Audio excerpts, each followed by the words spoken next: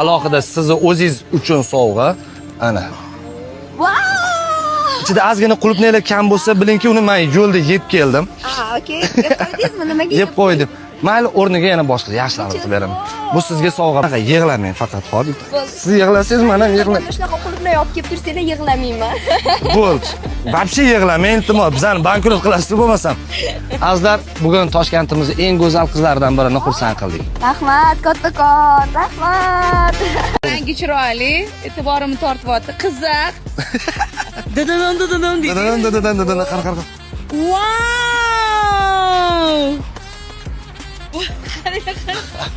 Alohida Shahlo. Rahmat. Yaxshi ko'ramiz.